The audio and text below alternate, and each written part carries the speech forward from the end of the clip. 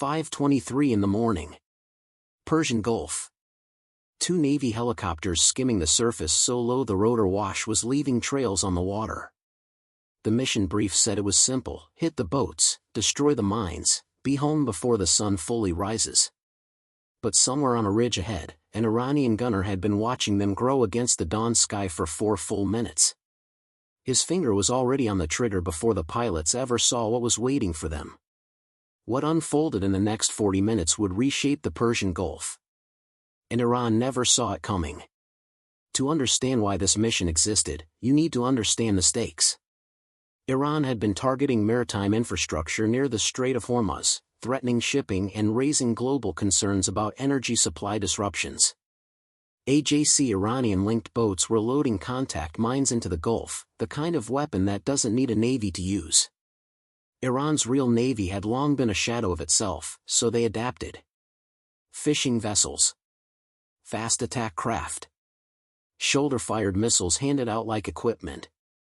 The Pentagon confirmed it was actively targeting the small, fast boats Iran uses in the Persian Gulf NPR, because those boats, packed with naval mines, posed a threat to one of the most economically critical waterways on Earth.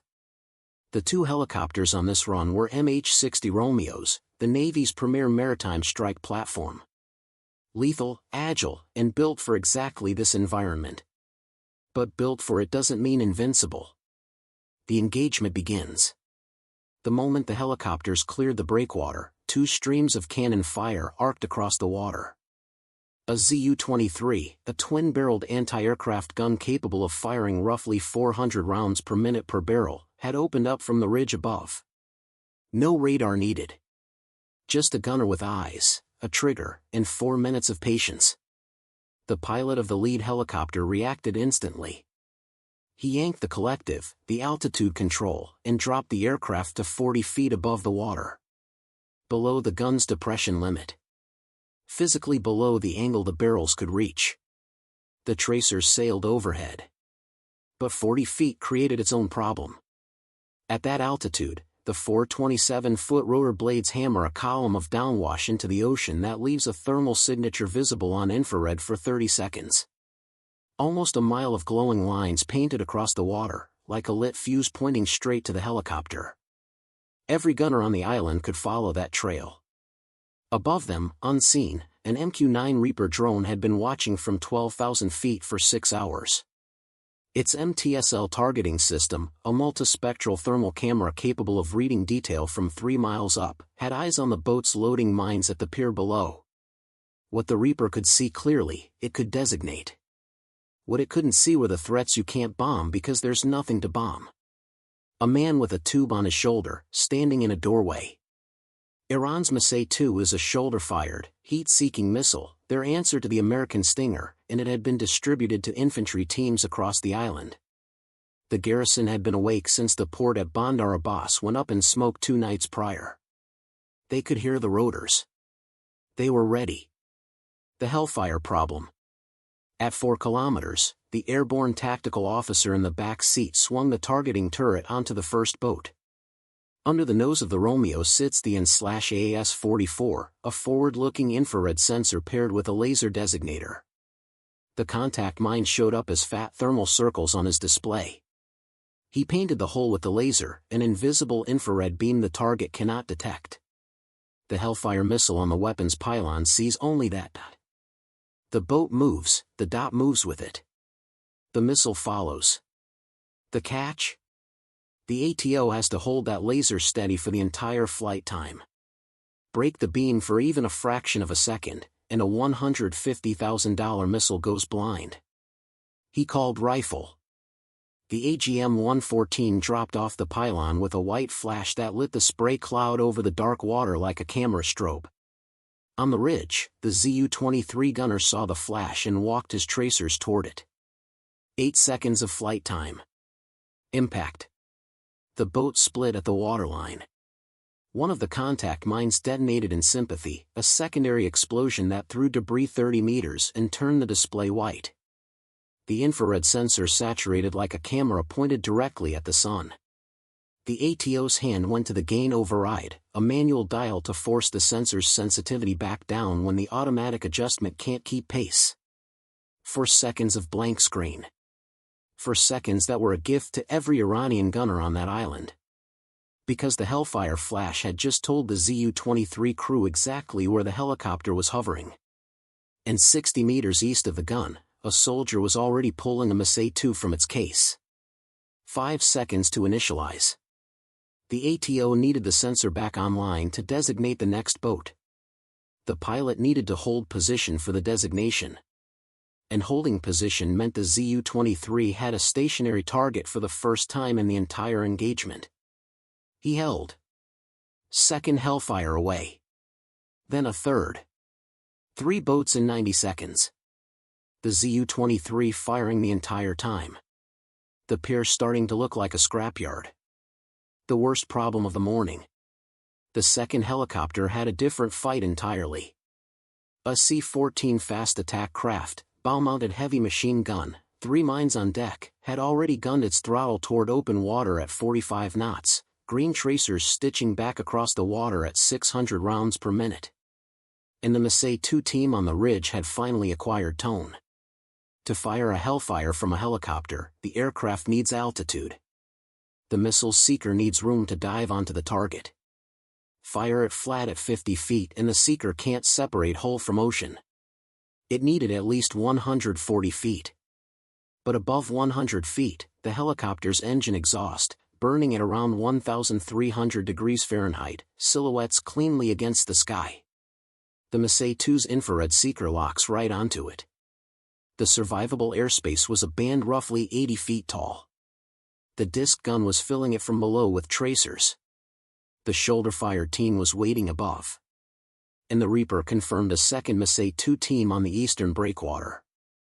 2 teams, 2 different bearings. Break from one and you fly toward the other. The pilot climbed to 140 feet. The ATO slammed the sensor onto the C-14's center mass. On the ridge, the man-pad gunner heard the rotor pitch change as the helicopter ascended. His seeker was already growling. Solid tone on the left engine from 2 kilometers. 3 threats converging on one helicopter from 3 different directions. And the ATO still needed steady wings to hold the laser on a 4-meter target while all 3 tried to take him apart. Rifle. The Hellfire screamed off the rail. The disc kept firing. A tracer crossed 50 meters below the chin bubble. The co-pilot flinched. The ATO held the laser. Terminal. The Hellfire punched through fiberglass at the engine housing and the 3 mines on deck detonated in a chain that threw a fireball visible from 12 miles out. The pilot shoved the collective down, dropped below the ridgeline, put limestone between the helicopter and the shoulder-fired missile. By the time the man-pad gunner on the ridge lowered his tube, the helicopter was already gone. 37 seconds with the weapon on his shoulder, and the target disappeared before the seeker finished cycling. The Reaper above Bandar Lenja.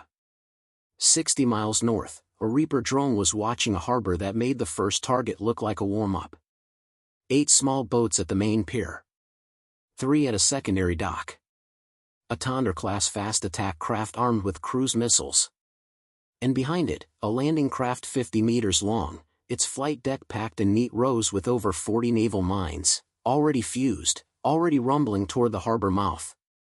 More targets than Hellfires. The U.S. had already struck thousands of Iranian targets since the start of the broader campaign NPR, but what was loading at this pier was different. 40-plus mines reaching the Strait of Hormuz by nightfall could close one of the most critical shipping corridors on Earth. With over 3,000 vessels already stranded in the Middle East according to the International Maritime Organization, the Persian Gulf had effectively become a massive parking lot NPR, and those mines would make it permanent. The threat above, though, was just as lethal as the threat below.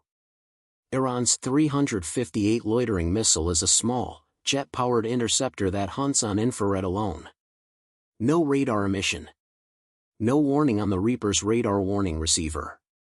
It closes at 190 knots and gives the crew nothing, no ping, no alert, until it's already in the engagement envelope. 11 MQ-9 Reapers had been shot down in 11 days. The 358 was the primary reason. The sensor operator had to split his attention between designating boats in the harbor and scanning the sky for incoming interceptors every 30 seconds. 2 seconds off target meant 2 seconds of unguided missile. Like parallel parking while swatting at something that doesn't need to hit you to ruin your afternoon. Strike authorization came in 14 seconds after the request. First target, a mine layer pulling east. Laser on, rifle. 22 seconds of flight through Gulf humidity that scattered the beam like headlights in dense fog. The Hellfire hit clean. Secondary detonation caught the adjacent boat. 2 for 1.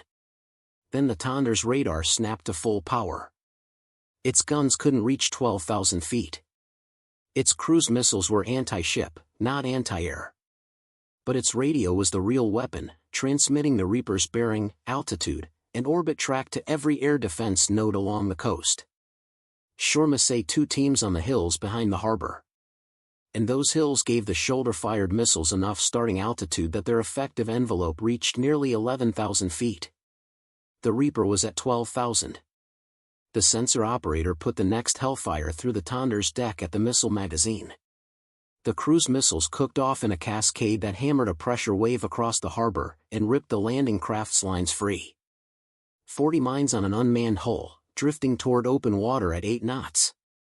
Then the self-protection pod chirped. Infrared signature. Climbing. A 358, already in the engagement envelope. What nobody in the ground control station would learn until the debrief was that a second 358 had launched 40 seconds earlier from a position the Reaper sensors had never covered. It was already at 11,000 feet. The pilot broke hard. Countermeasures deployed. The first 358 detonated close enough to fill the display like a second sunrise. A second Reaper arrived on station with fresh Hellfires. The first handed off the scattered boats and locked onto the drifting landing craft, now past the harbor mouth, accelerating into open water. At 12,000 feet with 3 miles of standoff, the Reaper had what the helicopter crews never did, time and distance. The sensor operator switched warheads. The AGM-114N thermobaric variant. A fuel-air overpressure charge designed for exactly this kind of target, an open deck packed with ordnance. The laser had to land between the second and third pallet rows. 2 meters of precision from 12,000 feet through Gulf haze on an 8-knot moving target. Missed the deck, and 40 mines reached the strait by nightfall. The missile warning system chirped again. Second 358. Bearing east. 10 seconds to engagement range. The Hellfire needed 12 more seconds to reach the landing craft. The sensor operator held. Hands locked. Gimbal correcting for drift. At T-6, the pilot commanded a brake as the self-protection pod threw countermeasures. The inbound track wavered just enough. The Hellfire hit first. Bow to stern in under half a second. The landing craft shattered in 2. The fireball punched through the Gulf humidity in a white column visible for miles. The second 358 dove into the inferno and vanished. What it means? In under 40 minutes, 2 helicopters and 2 drones dismantled Abu Musa's mining capability and destroyed the largest mine layer in Bandar Lenja's fleet. 60-plus mines that would never reach the shipping lanes. Iran's ability to sustain its naval campaign has eroded significantly, with ballistic missile launch rates declining by roughly 90% from peak levels according to U.S. Central Command. AJC: The U.S. is now deploying Apache helicopters and A-10 Warthog aircraft to carry out attacks, a clear signal from the Pentagon that the threat from Iranian forces has been drastically reduced. NPR. Iran built an asymmetric threat: mines, fast boats, shoulder-fired missiles, loitering interceptors, designed to make the Strait of Hormuz ungovernable without a conventional navy. What this engagement proved is that the counter to that strategy isn't a larger navy. It's a targeting system that never loses track, a missile that follows a laser dot to the end of the earth, and crews willing to hold position while 3 weapons try to kill them simultaneously. Iran couldn't stop it. And the question now is whether they have enough left to try.